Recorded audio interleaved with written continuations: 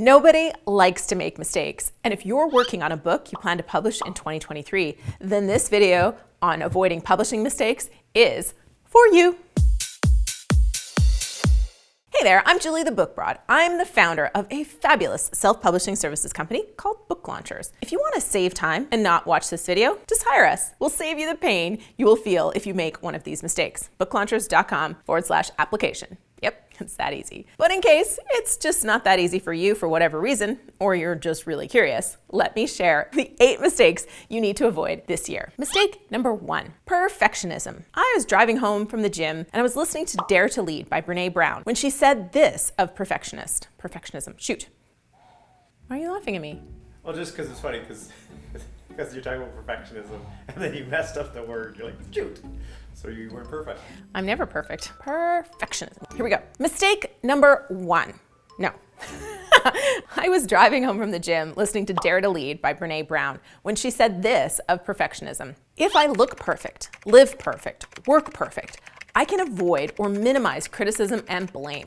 All perfectionism is the 20-ton shield we carry around, hoping it'll keep us from being hurt, while in truth, it keeps us from being seen. I pulled over, hit rewind, listened to it again, and wrote it down. Because we know the pursuit of perfection is an impossible journey, and we can see that some authors do it out of fear of judgment or fear of failure, or one of the other beloved monsters we've talked about so many times here at booklaunchers.tv. Every little detail has to be just right before they will authorize the book to move to the next stage. This means the book takes 2 or 3, sometimes even 4 times as long as it should. The reality is that your book is never going to be perfect, and the more you mess with it, the more opportunities you have to introduce errors. It is also expensive, emotional, and inefficient to send a book back and forth to an editor for another round, or to ask for many tiny changes to an already great looking cover design. It's really important to know when you're actually improving the work or you're just scared to move it forward. Mistake number 2. Not taking the time to make your book great. Conversely, we have people who rush so fast they don't take the time a book needs to be great. And fully transparent here, we've been guilty of helping an author through the process as fast as possible. You pay us monthly, and so sometimes people come in with a fixed budget. So we rush to get the book done inside of their budget. And this is a mistake. And ultimately, that's a mistake just as much as listening to someone who insists their book should skip a developmental edit or some other important quality control step. As a result, we have had the occasional book come out that a third party says, that just wasn't up to your book launcher standards. Ugh. I mean, that's embarrassing for us. So I can imagine how it feels as an author of a book that people don't think is as good as it should be. In the name of giving someone the service we wanted, we are always learning lessons. And the lesson we continue to crystallize in different ways is that we have a process that really works as long as we hold ourselves and our authors to it. But it's not just our authors that come in and say, my book is written and it's really good. My beta readers all said so, and I think it just needs a quick copy edit, a cover, and we can publish. Many people outside of our world think that writing was the hard part, and now it's just going to take a couple of months to publish. And well, you can publish it that quickly if you don't care about getting something that's great into the market. You only care about speed, because you can rush and edit, slap a cover on it, and quickly put it through software that will give you a layout, and boom, it will look like you did that, but you'll have a book.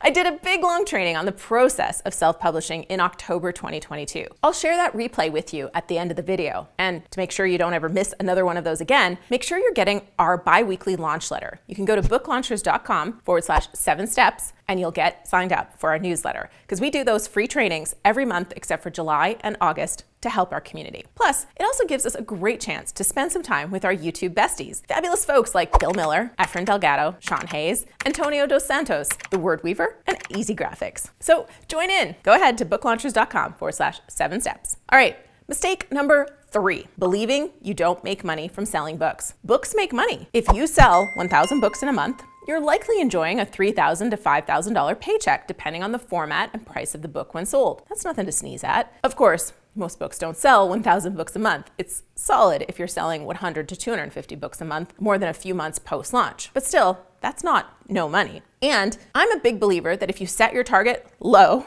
you'll achieve it. So if your target is, I won't make money selling books. That's more than likely to be true. Now, sometimes that's totally fine because you've set up a free plus shipping funnel and you're not planning to make money from the book. You're making money from the upsells that come after the book is purchased. Sometimes you're going to give the book away for free to build relationships with people because those relationships are far more important to you than a few dollars made per book. Sometimes you'll use your book as currency and use it to get value in exchange for the book, not cash in hand. There are plenty of ways books can make you money directly and indirectly. But set your sights on how you want to use your book to make money versus telling yourself books don't make money. Mistake 4, believing you are going to retire from your book sale revenue. On the other side of that, it's pretty darn rare that one book alone will generate anywhere near the revenue you will need to retire or kick back for the rest of your life. It's rare. A couple of books will even do that. There's a reason the event that many authors attend is called 20 books to 50K. It's the magical number that many authors have found is required to hit 50K in annual revenue, 20 books. Now, that's a largely fiction audience, but still. Use your book as the magical tool it is to build your ecosystem. Grow your audience, sell services and products, teach what you write about, sell other people's services and products, offer your book in other formats, etc., etc. Now, that ecosystem can be a great living, and you don't need 20 books to build that. Mistake 5, expecting the process to go smoothly. Sometimes setbacks are setups. It's not always about moving horizontally, it's about moving vertically. Jana Coachella said that. She's a New Zealand actor. 2022 was my year of hard lessons, facing everything from my first litigation, company financial challenges, a service restructure, and an immigration attorney that messed up my visa.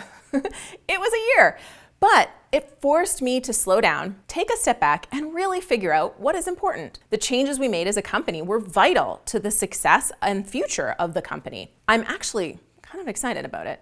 And well, as for my immigration attorney, I fired that one and wished I'd made the change 2 years before. Sometimes it takes setbacks for me to upgrade, update, and up-level. And ultimately, I believe they were all setups, not setbacks. By the end of the year, I felt like I was mentally the strongest I've ever been in my life. The clarity I gained was invaluable, and 2023 better look the heck out because I'm ready for it. As an author, you're going to hit bumps and you're going to get bruised. Whether it's in the editing process, the beta reader feedback, when you choose a title, or when you try to publish, something's going to kick back. And that might even be when the reviews start coming in. Expect that there will be things you don't anticipate and that it's an opportunity, not an obstacle. And let me know where that setback actually turns into a setup. Mistake 6, playing bestseller games. You're not still trying to game the system to get Amazon bestseller status, are you? Amazon is getting more and more sophisticated, and like it or not, Amazon will not reward you for that one-time hit you get as a bestseller.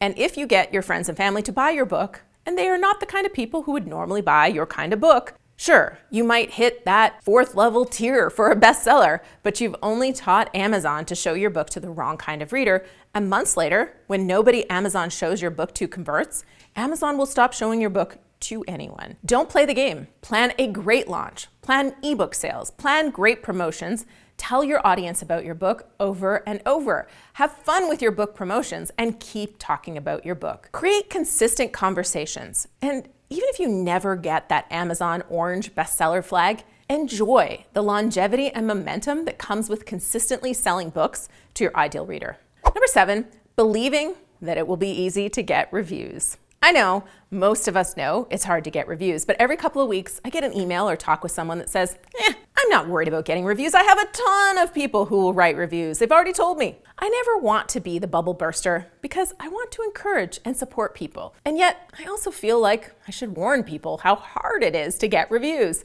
Hitting 100 reviews is a major milestone. Hitting 1,000, well, wow, that's big. And when I see books with 10,000 plus reviews, I'm in awe. The reality is that you can expect about 25% of the people who say they will write a review to actually do it. And of those, you can expect probably 10 to 20% of them will have their review removed, blocked, or otherwise not allowed by Amazon. So if you have 100 people saying they will write a review, you can expect 25 will actually do it. And of those, at least 2 will be blocked, removed, or otherwise not allowed by Amazon. Maybe even more if you're asking people Amazon is able to determine or guess are friends or family. I am the great bubble burster. How am I supposed to stab it when you're throwing it at me for 50 miles? I am the great bubble burster.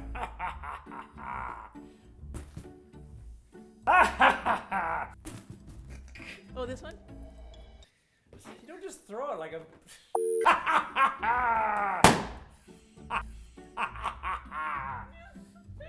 I am the great bubble burster! Jesus.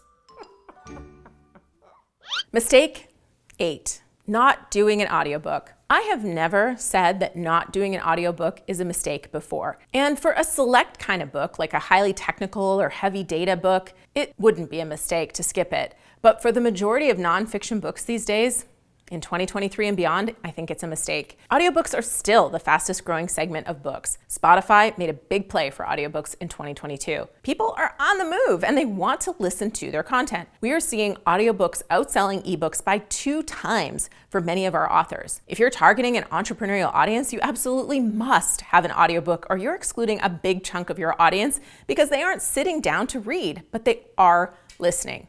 Of course, there are plenty of other mistakes you should avoid this year, but if you avoid these 8, you'll be setting yourself up for a solid year of success and beyond. But I'm curious, what other major mistakes do you think should be avoided when publishing in 2023? Let's chat about it in the comments below. And when you comment the day a video is released, you get entered to win our contest for some of our fabulous book launchers swag. Now, here's the video I promised on the deep dive replay about the self-publishing process. And this is a great video on making money from your books. Both are a guaranteed good time, so click on over. I've got the coffee on and I can't wait to see you there.